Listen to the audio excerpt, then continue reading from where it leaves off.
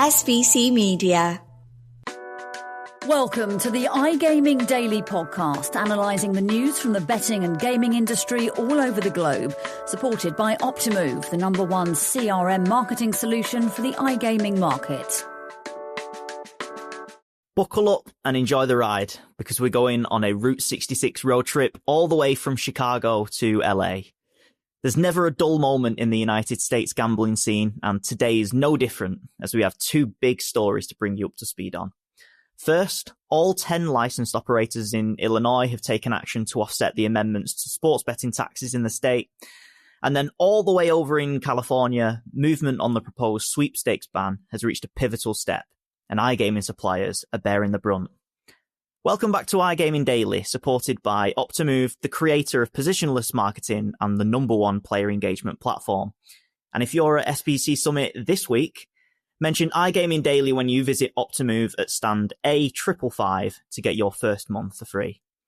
Joining me, Charlie Horner, for this one is our very own managing editor, Jessica Welman, and SBC America's senior reporter, Tom Nightingale. Jess, Tom, it's great to have you on the show. How's things? Props to you for a Route 66 reference. Well done. I'm not American, as we've established, but I'm getting there. I'm getting there. This is, yeah. It's a fun drive if you've ever been on Route 66. Like they lean into the nostalgia of it all. Nice. Tom, how are you doing? Yeah, good, thank you. Another week in the gambling. Wait, we should cross that out. The prediction markets and sweepstakes industry. Yeah, I mean, it's like you say, it's never dull, is it? Tom has gotten to listen to, at this point, at least 3 or 4 hours of California Assembly debate. Oh, yeah. We are at the unfortunate time, we'll get to this in the back half, but like, once a bill reaches the point where it's a floor vote, you get the hours of listening to all sorts of random bills that are not yours while waiting for them, and get to see the inner workings of a state assembly and be like, oh, guess we needed to name this highway that. Well, let me just put it loud and clear that I am incredibly jealous of you, Tom. That sounds like a great use of time. But before we jump into California, we're going to go all the way back to the other end of Route 66 in Illinois.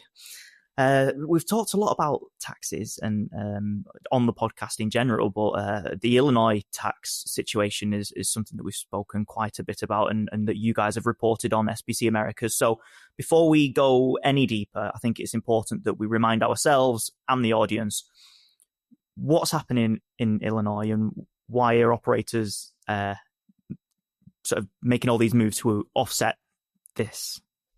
Jess, maybe you'd like to take this one. Yeah, I'll take this one because this is like the latest thing that happened in Illinois. As you recall, last year there was like a change in the structuring, and there became kind of 2 tiers of how they tax sports betting operators. That it was very obviously intended to be the FanDuel DraftKings tier and the everyone else tier. They went back to the well. And so, God, I'm going to do it again, Charlie.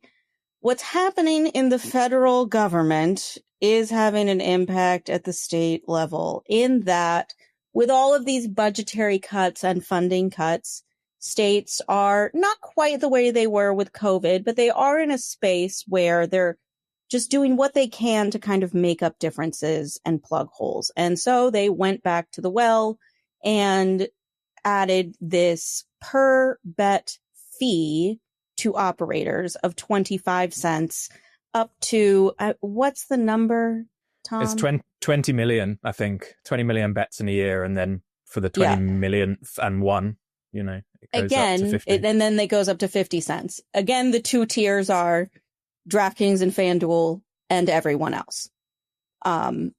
So that went into effect on July 1st, and slowly but surely, we just kind of saw all 10 operators decide to do something in the first instance of somebody actually deploying a customer punitive kind of measure to accommodate a state tax that, to date in other states when we've raised taxes and stuff, like there was that one fee that DraftKings floated and then rescinded before they ever implemented it, but they kept warning this day was coming. This day is here now. As of September 1st, all 10 operators are doing something that is charging the customer or impacting the customer to address this new change at the tax level.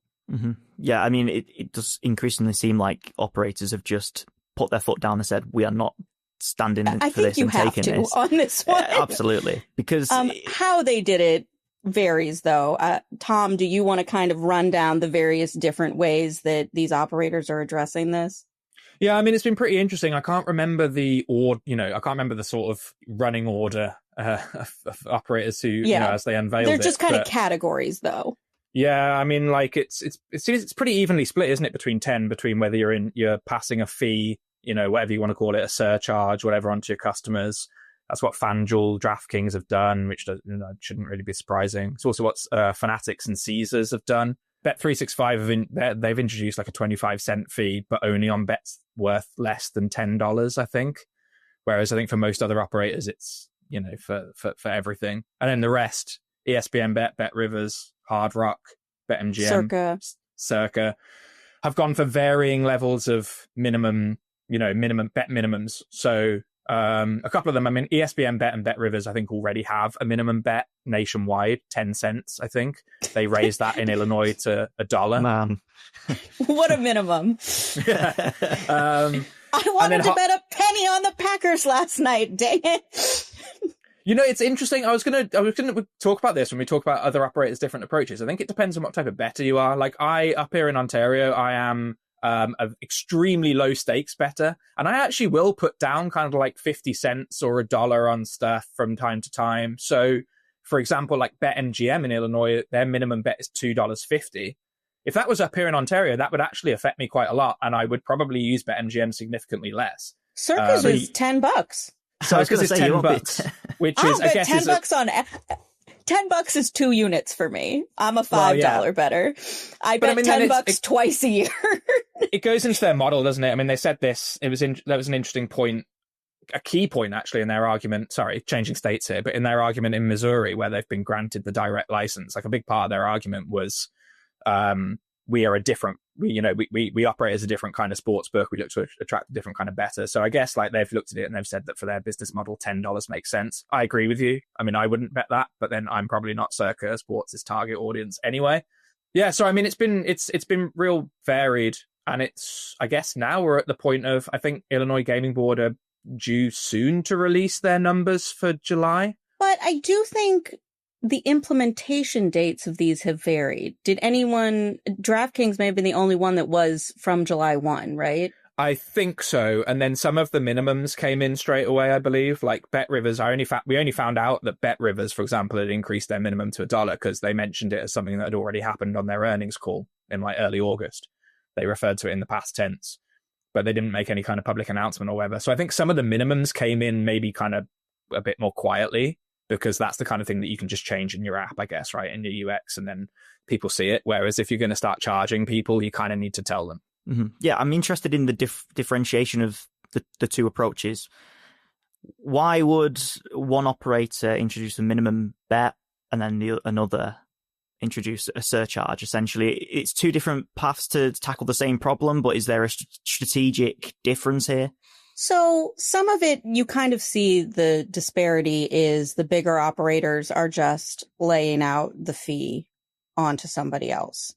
I think smaller operators are a little more mindful of retention and customers, and they don't want to necessarily pass those on, that they did probably some accounting analysis of, we're going to lose X amount of, and I think a lot of people will $10, to Tom's point, Circa's just a different beast. Their average bet is substantially higher than everyone else's. They're not going after the SGP customer. Like my sister doesn't even follow sports, and she fires $2 SGPs all the time on FanDuel, So if it's like, okay, I was betting $1, now I have to bet $2, she's probably still going to do that, I think the other thing, though, is that there is this, I say there's a question, but Tom and I had this moment a month ago where we're like, there doesn't seem to be a lack of clarity on this. The Illinois Gaming Board sent a very clear letter to sports betting operators that says all of these transactions that you're creating are going to be treated as handle and are going to be taxed as handle. In which case, a quarter doesn't cover a quarter, you're just creating more money you have to pay taxes on. And Jason Robbins said as much, like, well, if that's the case, it would be stupid for us to charge a quarter. And it's like, yet you're charging a quarter. So I don't know what's going on behind the scenes, if they're just really trying to lobby hard and get it changed in time. But like on public record, it's taxable. So I think some of them are just like, I mean, we got a letter that said if you do this, you would get taxed on it. So it would be stupid to do this. So we're going to do it this other way. Yeah. I mean, I was going to ask about whether the surcharge is taxable, and it seems that it is. Which Tom is making really the befuddled face too on this one. I mean, I made one word of notes in response to this question: will operators have to pay tax on this fees? And the word was shrug, because like it says, it's one of those. I feel like I'm going a little bit nuts because it seems pretty cut and dry from the documentation that we saw that all 10 operators have received. But there's just a very, very strange kind of lack of, well, I find it strange. Maybe this is my naivety in terms of how the US works, but I find it a very strange lack of clarity. The operators seemed fairly sort of defensive in suggesting that it wouldn't be taxed, apart from, was it DraftKings, was it FanDuel, who said, we think the state has another idea on it, so we're going to talk to them. To Jess's point, I think there's probably some lobbying going on, isn't there? When is there not? There has to be. Given the amount of work that SBA, Sports Betting Alliance, which is the big five, FanDuel, DraftKings, Fanatics, BetMGM, Bet365 are the members of SBA. While all sorts of things are going on, I don't hear from SBA about prediction markets. I don't hear from SBA about DFS in California. We are hearing a lot from SBA about what's happening in Illinois. So I think right now, those 5 operators are very, very focused on making sure this deploys in a way that is not as punitive as it currently is, that I'm sure there's backroom wheeling and dealing.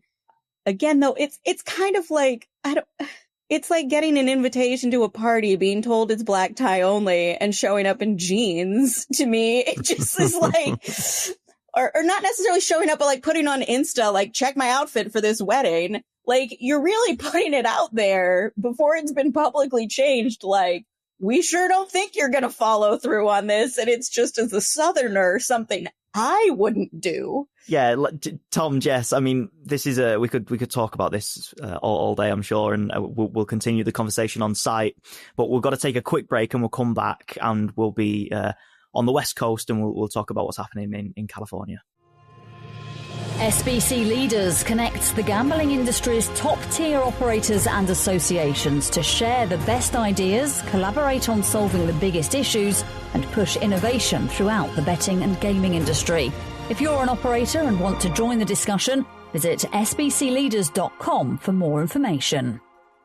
Welcome back to iGaming Daily. We've talked about this story so much. It won't die. Yeah, first it was DFS 2.0, and then it was sweeps, and then it was prediction markets and sports events contracts, and now it's back to sweeps again. It's like the worst horror franchise on earth, right? Attack of the California Litigation, Part 35. We just wanted to talk about sports betting and online casino games, but hey, look, it's exciting. It's news. So California is proposing a ban on sweepstakes, and we've been following this the whole way through. But there's been a significant development. Jess, Tom, would you like to bring us up to speed about what's happening? I'll let Tom do this one. Yeah, I mean, the resigned sigh. Yeah, let me just take a deep breath. Yeah, I mean, well, the bill has progressed apace, I would say. Like, there's, it didn't receive a single no vote during its time in the Senate after being gutted and amended. So basically, like, this wasn't, for anyone who, isn't following the US or whatever, like, this bill was not a sweepstakes ban in its initial form whatsoever. It passed the assembly in a completely different form, which I think was like something fairly kind of administrative related to tribal gaming compacts in the state. Passed the assembly, went to the Senate, was completely what they call gutted and amended, basically completely changed, turned into a sweepstakes ban, introduced, and sort of progressed through the Senate, went through like 3 different committees, and then on the Senate floor, didn't get a single vote against it, despite concerns being raised numerous times about the fact that this, I think somebody called it kind of like a backdoor way to pass a bill. It's gone through one. So now it has to go back to the assembly, but only for them to concur on the amendments that they made in the Senate. So like it kind of, in its current form, kind of gets to skip the majority of assembly debate. And yeah, it's reached the assembly floor as of, this week. Well, last week. It's Friday right now. It's Friday right now. It is item number 17 on the agenda on the assembly floor today. I think we can expect that it's going to pass, considering that it hasn't had any votes against. And then it goes to the governor's desk, and Governor Gavin Newsom hasn't really, laid down a marker in public on how he feels on this. My opinion on that would be, I think it would be a kind of a big swing for him to veto it, given it's had no, it's had opposition from sort of minor tribes and from the people you'd expect, the Social and Promotional Games Association and the other group and everything. But considering that despite sort of small concerns, it's kind of sailed through the legislature, I would expect him probably to sign it. But I'd be interested to know if Jess has a counter argument really on that point. I think he'll look at it. I think there are people in his ear telling him not to. I think there are people in his ear telling him to do so. As you recall, Gavin Newsom came out very firmly. Like, it's not normal for a governor to have a statement ready as soon as an AG opinion hits on something, and he had one ready on DFS to be like, "This is dumb." Essentially, yeah, that was loaded in the chamber, wasn't it? This one, as Tom noted, the tribes are a very powerful group in California. You don't want to anger them, and the way that vetoes work is they can be overridden with a bigger majority than it takes to pass the first time. Given the unanimous support, I think that the likelihood it would be overridden if he did it is high enough that it's probably not worth it for him to do it, because it's a bad look for any governor to veto something and have it get sent back and passed in anyways. Sorry, Charlie. I was just going to say, I think in California, I'm right in saying that if he doesn't sign it or doesn't veto it, then it pocket passes, right? That's most states you can passively let it go into law. I assume that is a tool that is used sometimes by governors who sort of don't really want to tip their hand either way and We've seen let it it pass on by some default. gaming stuff, but I don't know. It also, this is the end of the session, so it's going to be one of hundreds of pieces of legislation that Newsom is going to have to sign. Yeah, and he has a month, I think. October 12th, I think, is the deadline for him to do something. So okay, so if this isn't absolutely inevitable, it's highly likely that this is going to come into place. So let's assume for the point of the discussion that it's happening. It's not only going to be pretty disastrous for the sweeps operators because it shuts down their operations in California. That's kind of obvious. But if we go beneath the surface, this could be pretty big for the global suppliers, right? So the big it depends game on studios. Which supplier. There are suppliers like Playtech who are somewhat finicky about who they let their games be listed with. And then there are suppliers that are very entrenched in a lot of the sweepstakes casinos. We've seen a lot of game studios pull out of either California or the sweeps industry altogether, like Pragmatic Play. Some of this is because the city of Los Angeles is suing Stake.us and also named, I believe it's Pragmatic Play, Hacksaw, and Evolution as co-defendants in this lawsuit. This is different than the lawsuits we generally write about in that it's being brought by the city versus just some random individual. So there's no just oh, you signed an arbitration clause by.